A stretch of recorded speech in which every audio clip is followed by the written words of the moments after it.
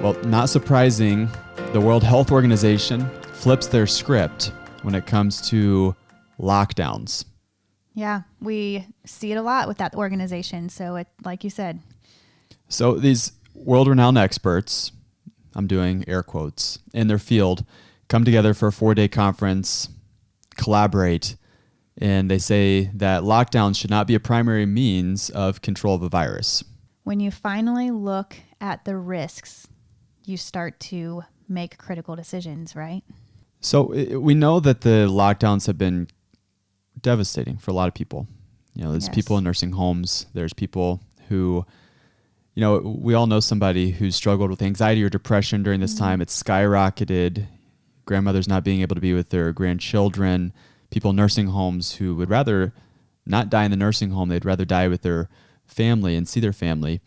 And so their conclusion is that we should go back to living normally, practicing simple hygiene, staying home when sick, and only protect the most vulnerable populations with more protective measures. And those protective measures are really meant to accommodate the vulnerable populations. We want to keep that in mind, that anytime people are saying, oh, well, we're going to demand that vulnerable populations live a certain way, that's not the point. However, it's feasible to protect those that we know now are at risk. Which, doesn't that bring us to the point is there still an emergency? If we know who's at risk and we know the nature of what's happening, then is there still an emergency?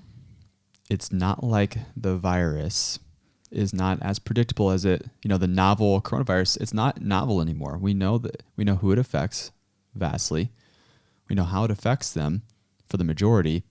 It's not novel anymore. We're understanding this virus.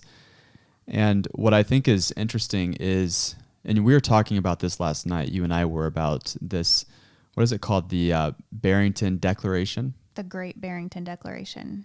And so these are doctors, experts in their field, health authorities from around the world, and they signed this declaration. Now, what does that mean? What is the declaration? Well, it came out of, I don't have it in front of me, but it came out of the work of a few Harvard doctors, professors who came together and said, we need to take a different approach, that there needs to be a protective focus. And that protective focus shows that we protect those who aren't at risk by allowing them to live their lives as normal. They said the word, do not interfere with those lives who are not at risk, but we can help those who we know are vulnerable. And that was their whole point, was that we should scale back on these draconian measures in order to take a common sense approach, which many doctors, now 9,000 doctors have signed it. So many doctors are saying that what we're seeing with the effects of this, of the draconian measures, is that actually the schools and universities should be open, that the costs were too high, that we should have in-person teaching, we should have extracurricular activities, and they're appreciating the elements that bring a community together and that keep us strong. They keep us strong on a good day or during times of emergency. It's just part of being human. I was watching, you know, I this is the first year in my entire life where I missed all of the NBA basketball.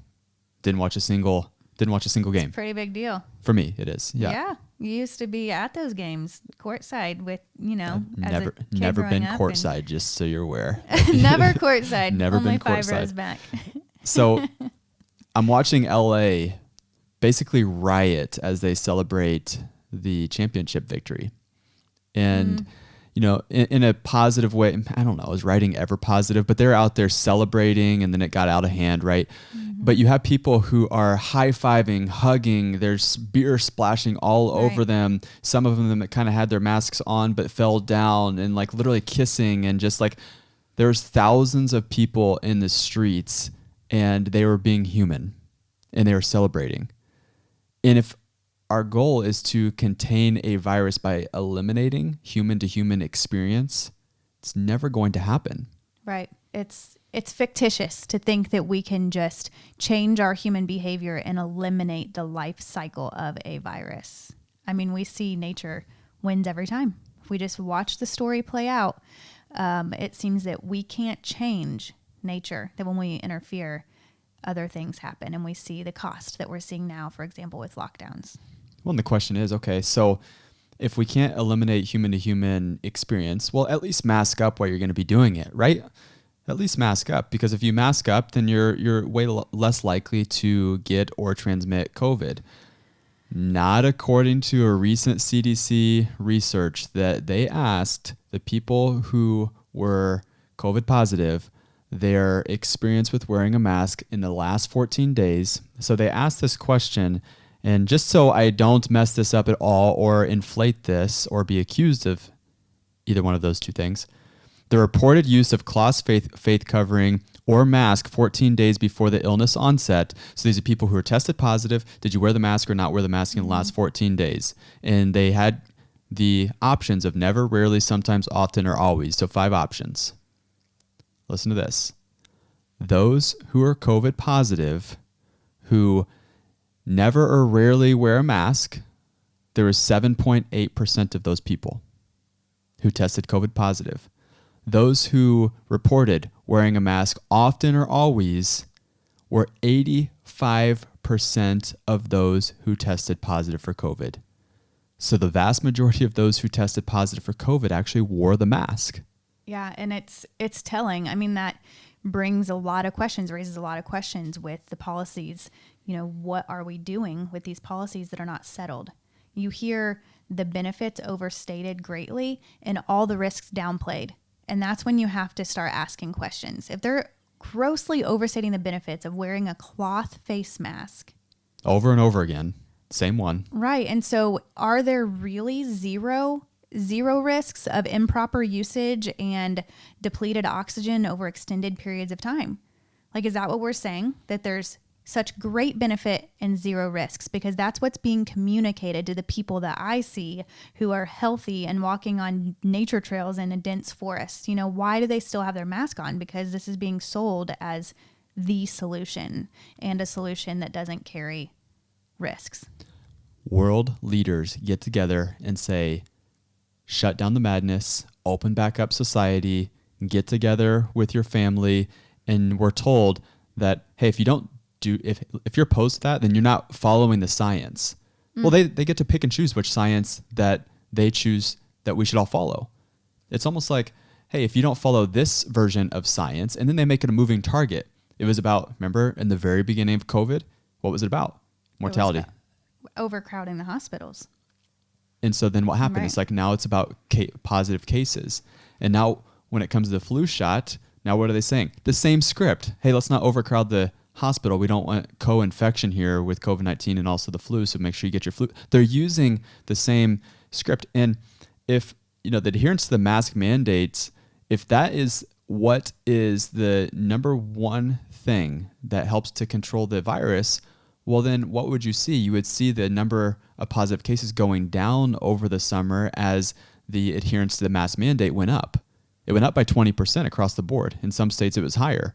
But then what do you see? You still see the positive cases rising because what?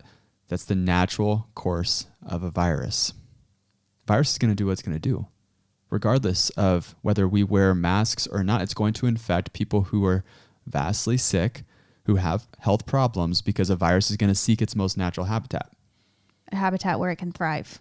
And infect. And then that's what then causes the spread. So if we really cared about giving people solutions, and we know that healthy people are not at risk, we could focus on helping people get healthy, because we know that health is not a static state of being. Am I right when I say that? Your health today, yeah, it influences your health tomorrow, but you don't have to say my health is what it is, and it's never going to change. That's right. That we can help those people make strides and be more confident, which helps them right away, and weather viruses better. But instead, what really just throws me is seeing us govern with false solutions and fear. And it breaks my heart to see people, thousands, hundreds of thousands across the U.S., I would venture to say millions. I saw a report the other day, it's not coming to me, however, are still afraid to leave their homes.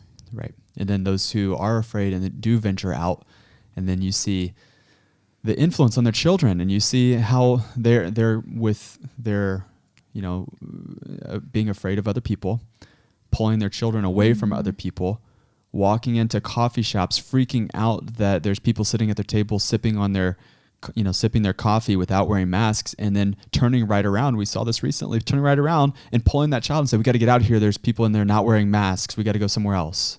Right. That level of paranoia will have generational effects on those child's minds, which is what we're here to help with. We need to show people and model hope to people that we don't have to be afraid.